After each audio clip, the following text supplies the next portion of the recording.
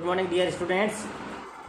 कल हम लोगों ने metal ligand bonding in transition metal complexes के बारे में पढ़ा, जिसके अंदर हम लोगों ने इसके इंट्रोडक्शन के बारे में बात की और मेटल और लिगेंड के बीच में किस प्रकार से बॉन्डिंग होती है। लिगेंड मेटल को इलेक्ट्रॉन देता है और मेटल लिगेंड बॉन्डिंग होती है, कोऑर्डिनेट बॉन्ड का फॉर्मेशन होता है। आज हम लोग उसके क्रम के अंदर सबसे पहले VBT अर्थात वैलेंसी बॉन्ड थ्योरी को पढ़ेंगे।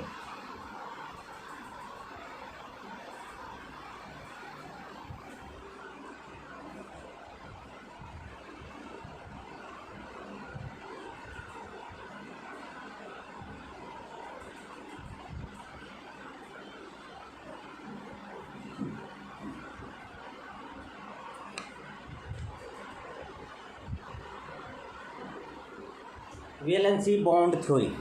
वैलेंसी का मतलब संयोजकता, बंद का बॉन्ड का मतलब बंद और थी का मतलब थ्योरी, सिद्धांत। यह जो सिद्धांत है ये एन वी सिज्विक द्वारा दिया गया था।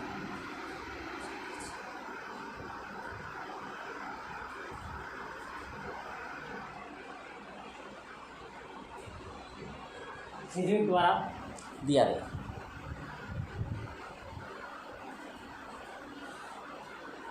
उन्होंने ये बताया कि कोऑर्डिनेट बंध भी एक कोवेलेंट बॉन्ड ही है, जिसमें डोनर परमाणु अपने इलेक्ट्रॉन युग्म का दान ग्राही परमाणु को दे देता है।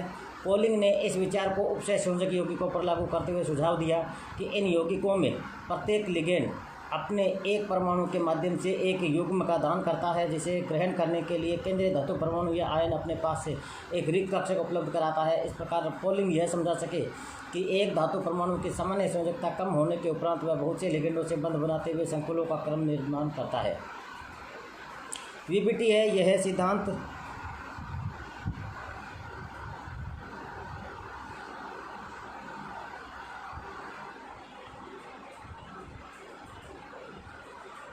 उपसय संयोजक यौगिकों के निर्माण में संयोजकता बंध सिद्धांत के मुख्य बिंदु निम्न है।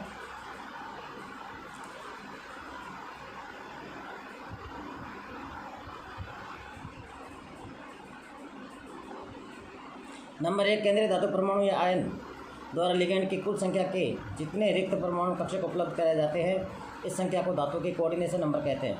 यदि किसी धातु के बाह्यतम को उसको n के द्वारा प्रदर्शित किया जाए तो बंध में भाग लेने वाले कक्षक NS, NP तथा ND या N-D1 होंगे। सामान्यतः बाह्यतम कोष n के कक्षक रिक्त होते हैं, लेकिन N-1D कक्षकों को रिक्त कराने के लिए इलेक्ट्रॉनों को इन्हीं कक्षकों की पुनर्व्यवस्था की जाती है या इन्हें उच्च ऊर्जा या ND कक्षकों में स्थानांतरित कर दिया जाता है।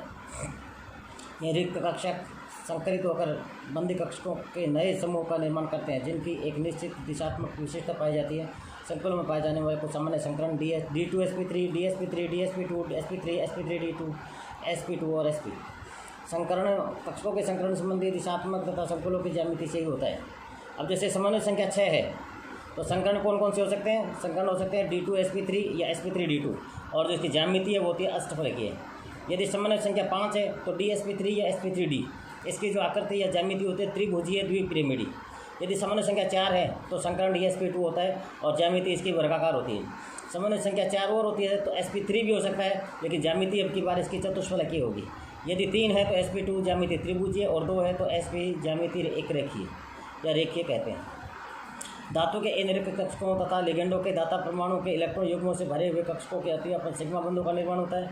संकुलों में यह सिग्मा बंध ही सिज्विक के उपसह संयोजक बंध है। सिज्विक ने उपसह संयोजक बंध के बारे में बताया था। सिज्विक ने कोऑर्डिनेट बॉन्ड के बारे में बताया था। फलतः संकुलों के दाता तथा ग्राही परमाणु लगभग उदासीन हो जाते हैं और बंधन अधिक प्रबल हो जाते हैं और इस संकुल स्थायित्व को प्राप्त होता है। अब इसकी क्या क्या सफलताएं रही, इस सिद्धांत की क्या क्या सफलताएं रही? संयोजकता बंध सिद्धांत की सहायता से हम यह भली भांति समझ सकते हैं कि सामान्य अकार्बनिक यौगिकों में धातु अपनी सामान्य संयोजकता प्रदर्शित करता है, लेकिन आवश्यकता पड़ने पर वह किस प्रकार से अत्यधिक उच्च संख्या में लिगेंडों से बंधित होकर स्थायित्व उपसह संयोजक यौगिक बना लेता है। उपसह संयोजक यौगिकों की त्रिविम रसायन, चुंबकीय गुण तथा प्रतिस्थापन अभिक्रियाओं की क्रियाविधि की व्याख्या संयोजकता बंध सिद्धांत द्वारा संयोजकता बंध सिद्धांत की उपलब्धि ही रही है। अब बात करें इसकी कमियों की, तो इसमें क्या क्या कमियां रह गई थी। इसकी कमियों के बारे में हम बात करेंगे। तो संयोजकता बंध सिद्धांत की सफलता व सहजता अनेक कारणों से वर्षों तक उपसह संयोजक यौगिक बंध व्याख्या तो सुविधाजनक रूप में इसका उपयोग होता रहा, लेकिन इसमें काफ़ी कमियां रह गई थी। और कमियों के अंदर निम्न कमियां हैं। नंबर 1, संक्रमण धातु यौगिकों के रंगीन विलयन। अधिकांश संक्रमण धातु आयन रंगीन पाए जाते हैं। विशिष्ट गुण की व्याख्या न कर पाना सहसंयोजक सिद्धांत की एक गंभीर कमी है और रंगों की व्याख्या वीपीटी के द्वारा पॉसिबल नहीं हुई। अब क्या है fundamental aspect of colour. Colour का फंडामेंटल एस्पेक्ट क्या चीज़ होती है। अब कलर के बारे में हम लोग जानते हैं कि जो प्रकाश हमें दिखाई देता है, प्रकाश यद्यपि श्वेत प्रतीत होता है, वास्तव में यह बहुत से रंगों का मिश्रण है। ये सभी रंग मूलतः 3 रंग नीला, लाल और पीला के मिश्रण से बने होते हैं। इन 3 रंगों को प्राथमिक कलर कहते हैं। प्राइमरी कलर कौन कौन से हैं? नीला रंग, लाल रंग और पीला रंग, या इसको कह सकते हैं हम नीलापी, नीला, लाल और पीला। और यही आपके प्राइमरी कलर है और बाकी से जो बनते हैं वो सारे सेकेंडरी कलर होते हैं। अब जैसे नीले से क्या क्या बन सकता है? लाल प्लस पीला। प्राथमिक रंग नीला है तो प्राथमिक रंग के समान मात्रा में यदि मिला देते हैं तो लाल में यदि पीला मिलाते हैं तो नारंगी, पीले में यदि नीला मिलाते हैं तो हरा और नीले में यदि लाल मिलाते हैं तो बैंगनी। किसी वस्तु पर प्रकाश पड़ने पर वह वस्तु रंगीन दिखाई देती है। उसमें उपस्थित रासायनिक पदार्थ द्वारा प्रकाश में उपस्थित एक या अधिक रंगों का अवशोषण कर शेष रंगों को परावर्तित कर दिया जाता है। उदाहरण के लिए तीनों प्राथमिक लाल, पीला व नीला रंग युक्त प्रकाश से यदि कोई पदार्थ नीला रंग अवशोषित कर लाल तथा पीले रंग को परावर्तित कर देता है तो वह पदार्थ नारंगी दिखाई देता है। ध्यान से देखें इसको। एग्जाम्पल लिया है कि यदि कोई पदार्थ नीले रंग को अवशोषित कर लेता है, अब हमें पता है नीला, लाल और पीला प्राइमरी कलर है और कोई पदार्थ है वो नीले रंग को अवशोषित कर लेता है, अवशोषित कर लिया, पीछे क्या रहा? पीछे रहा पीला और लाल। तो पीले और लाल इन दोनों से मिलकर के कौन सा कलर मिला? नारंगी। तो पीले और लाल रंग को परावर्तित कर देता है तो वह पदार्थ नारंगी कलर का दिखाई देगा, क्योंकि परावर्तित प्रकाश तथा पीले रंग का द्वितीय रंग नारंगी है। यदि किसी रंग के अवशोषण से पदार्थ का जो रंग दिखाई देता है उसे अवशोषित रंग का पूरक रंग अर्थात कॉम्प्लीमेंट कलर कहते हैं। यहाँ नीले रंग का पूरक रंग नारंगी है। नीले रंग का जो कॉम्प्लीमेंट कलर कौन सा है? वो नारंगी है, ऑरेंज कलर है। अतः रंग से एक विशेष तरंग दैर्ध्य वेवलेंथ का विकिरण संबंध होता है। दूसरे शब्दों में किसी पदार्थ द्वारा किसी विशेष रंग के अवशोषण का मतलब है उस पदार्थ के इलेक्ट्रॉन द्वारा किसी विशेष तरंग दैर्ध्य का अवशोषण करना। अवशोषित ऊर्जा की तरंग दैर्ध्य को प्लांक समीकरण E = hν अथवा E/hc/λ द्वारा ज्ञात करते हैं। अब देखिए अवशोषित रंग यदि पीला और हरा है तो इसका कॉम्प्लीमेंट कलर लाल बैंगनी है। तो और तरंग संख्या इसकी है 24,000 से 26,000, ये सेंटीमीटर इनवर्स में होती है। यदि अवशोषित रंग पीला है तो पूरक रंग जामुनी है, तरंग संख्या इसकी होती है 23,000 से 24,000। पीला यदि रंग नारंगी यदि है तो नीला रंग इसका पूरक रंग है और 21,000 से 23,000 इसकी तरंग संख्या होती है, वेव नंबर। यदि अवशोषित रंग लाल है तो पूरक रंग नीला हरा और इसकी जो वेव नंबर है वो 20,000 से 21,000। लाल बैंगनी तो पूरक रंग कौन सा है? हरा और इसकी वेव नंबर है 18,000 से 20,000। लाल बैंगनी यदि अवशोषित रंग है तो पूरक रंग हुआ पीला हरा और 17,300 से 18,000 इसकी वेव नंबर है। जामुनी कलर यदि अवशोषित रंग है तो पूरक रंग है पीला और इसकी वेव नंबर है 16,400 से 17,300। अवशोषित रंग यदि नीला है तो पूरक रंग नारंगी और तरंग संख्या अर्थात वेव नंबर है 15,300 से 16,400। और यदि अवशोषित रंग नीला हरा रंग है तो इसका पूरक रंग लाल है और इसकी अवशोषण जो वेव नंबर है वो 12,800 से 15,300 होती है।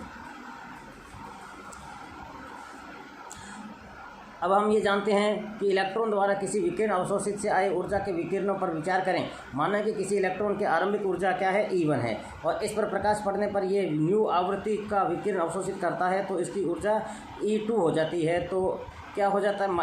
E = E1 + hν हो जाएगी। जैसा कि हम लोग पहले से जानते हैं, यदि इस अवशोषित ऊर्जा का तरंग दैर्ध्य दृश्य क्षेत्र में पड़ता है तो अवशोषित विकिरण का पूरक रंग ही दिखाई देगा।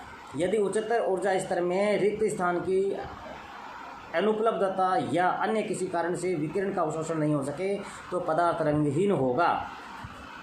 दृश्य क्षेत्र की तुलना में अवशोषित विकिरणों का तरंग दैर्ध्य बहुत अधिक या बहुत कम होने पर भी पदार्थ रंगहीन दिखाई देगा।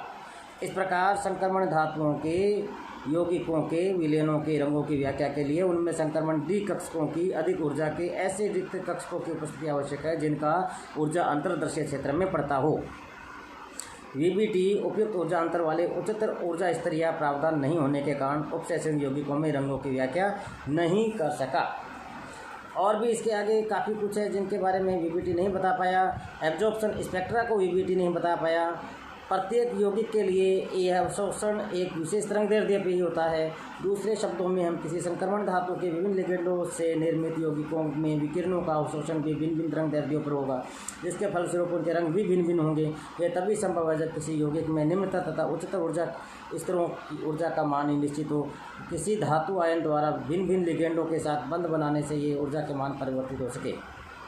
संयोजकता बंध सिद्धांत में किसी धातु के साथ सभी लिगेंड एक ही क्रियाविधि उपसहसंयोजक बंध के निर्माण द्वारा संयुक्त होते हैं। इस प्रकार उपसहसंयोजक यौगिकों के अवशोषण स्पेक्ट्रम की व्याख्या संयोजकता बंध सिद्धांत समझने में असफल रहा। अब है संकुलों के चुंबकीय तथा ज्यामिति।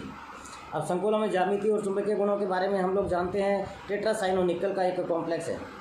अब यदि इसकी हम बात करें तो निकल की जो ज्योमेट्री होती है वो होती है वर्गाकार, और इस वर्गाकार ज्योमेट्री को वीबीटी नहीं बता पाया क्योंकि ये बताता है चतुष्फलकीय, क्योंकि इस समय तक हमें स्ट्रॉन्ग फील्ड लिगेंड और लॉन्ग फील्ड लिगेंड का पता नहीं लगा पाए, और यही बात वीबीटी स्ट्रॉन्ग फील्ड और वीक फील्ड को नहीं बता पाया। यह आगे CFT के बारे में हम लोग पढ़ेंगे तब पता चलेगा। तो इसका हम लोग डिस्कशन करेंगे नेक्स्ट डे टुमारो, संकुलों के चुंबकीय गुण तथा उनकी ज्योमेट्री। आपका दिन शुभ हो। धन्यवाद।